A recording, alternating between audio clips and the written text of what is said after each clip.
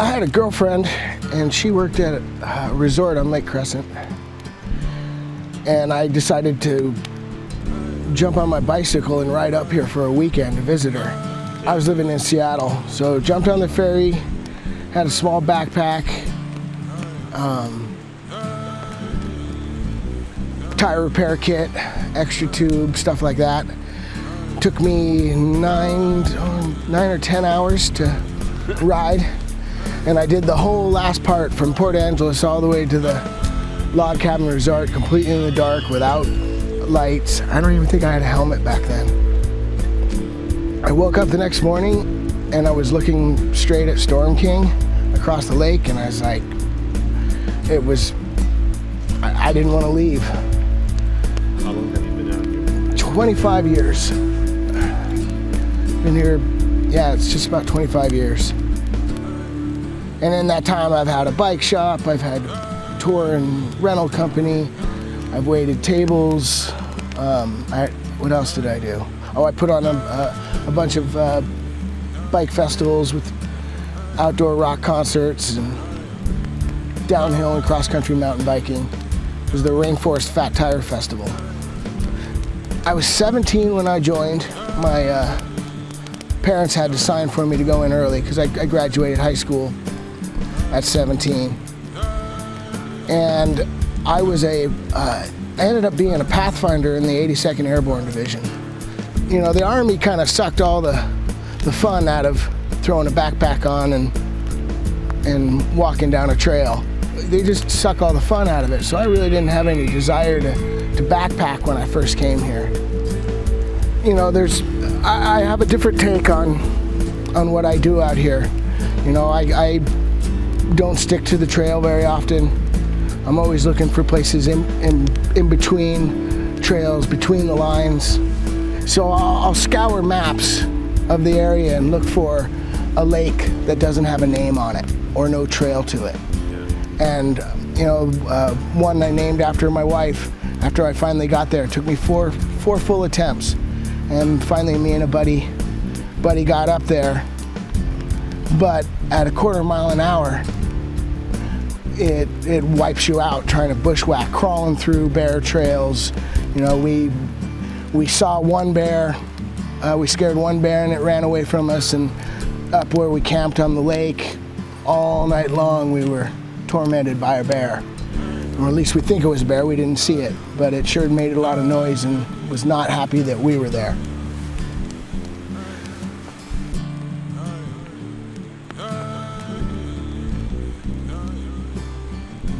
So how did you get your Cougar Phil nickname? And I went mountain biking in the Elwha Valley, and at the end of the ride I was near the trailhead, and I didn't see anything, I didn't hear anything. I just turned around and there was a cougar, and a young cougar, juvenile, maybe 70 to 100 pounds, in a full sprint coming right at my back. And I made myself look real big, and immediately when he got up to the level of the trail, it jumped up at my neck, and it turned around. He missed me. I pushed off of him. He had turned around. I started running backwards up the trail, and now he was just kind of doing that fast kitty prance, like, you know, he knows he's got me. And every time I'd pull one leg back, his mouth was on this shin. I'd pull that back and it was on this shin. And I'm running backward as hard as I can, and my heel catches into the trail and I trip. And I start falling to my back, and so I tried to kick at his face, but he just jumped right over it, right on my neck. So I threw my hips up in the air, wrapped him around his waist, went underneath, grabbed him by the underneath the neck, and when we landed on my back, pulled him straight to on top of me and made his legs go past me, so he couldn't do that kitty thing that they like to do, you know. I had been trying so hard to make myself part of the Olympics, and the Olympics made me part of it. You know, I became part of the food chain. I mean, there was times there that I was thinking that cougar might be just playing with me. And how awesome would that have been? But once he jumps on you, there's no trying to figure out if he's playing or not anymore. This is one of the greatest places on the earth. I mean, I've been around. I mean, I haven't been to Europe and places like that, but I've been, jungles in Panama and been to Mexico. I've been to other national parks, and I guess I'm a snob, but this is by far the greatest place in Washington State. And so many people live in Washington State and never even get out here, never even know about it. I mean, I grew up in Spokane. I never knew about this, the largest temperate rainforest in the United States. I was a Boy Scout. We never camped in places like this when I was in the Boy Scouts.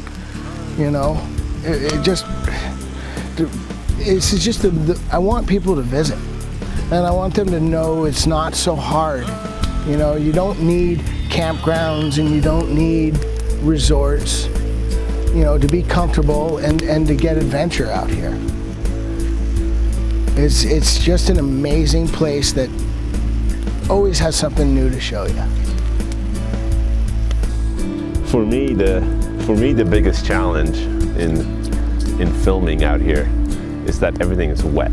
So there is not a lot of equipment available that allows us to film in this environment without basically destroying the equipment. And So how did you get involved? I've always been, my background is in photography, and I run a illustration studio in Seattle where I do architectural 3D work and some commercial art and some advertising work. I've always been into filming and cameras. I've always had a photography darkroom, things like that. I've always enjoyed the artistic end of it. And I've met Phil,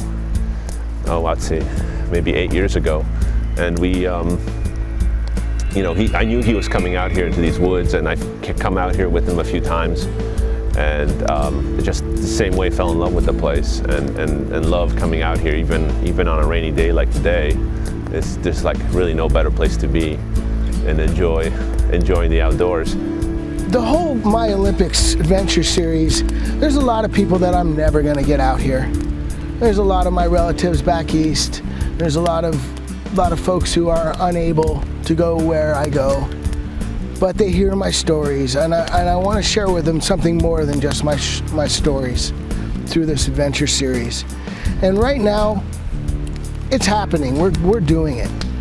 We've made an initial investment, and we've come up with basically just the base amount of equipment we need to do this with any kind of quality. But we're really looking to find some outside support. We just need a little bit more to up the quality and get the tools we need to really bring across our message. Because the more time we're working on this and we're out here testing our ideas, they're working great, but what if we could do this? Boy, we sure wish we could show people this. They would really enjoy this. And we don't need much. I mean, we're gonna, our blood, sweat, and tears are gonna be all over this project. No doubt. We don't need much more than that. But every little bit is gonna make it that much of a bigger thing.